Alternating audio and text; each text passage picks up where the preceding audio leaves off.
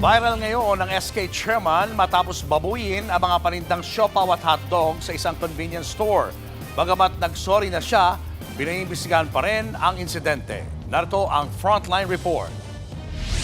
Hinawak-hawakan at kinapaka pa ang mga siopaw na yan sa isang convenience store. Malamig lahat, kuya. Malamig. Hindi pala siya pwede. Hotdog na lang. Maya-maya pa, lumipat siya sa hotdog steamer. Wala naman tinapay.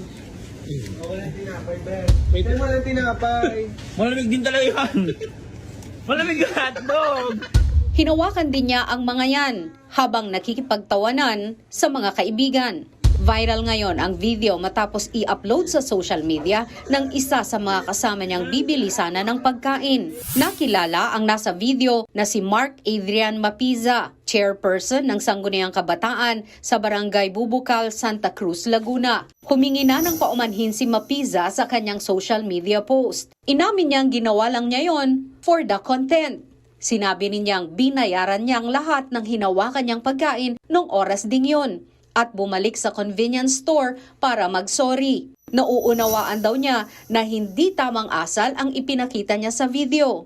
Sa huli, nangako siyang magiging mas maingat at mas responsable siya sa mga susunod niyang aksyon. Naglabas din ng opisyal na pahayag ang SK Bubukal na hindi nila ipinagsasawalang bahala ang naging asal ni Napiza. Napadalhan na rin siya ng notice to explain ng President ng Sangguniang Kabataan Federation.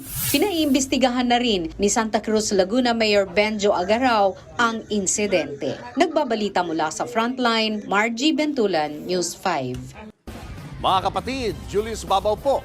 Para sa komprehensibo at makabuluhang balitaan at talakayan, mag-follow at mag-subscribe na sa social media pages ng News 5.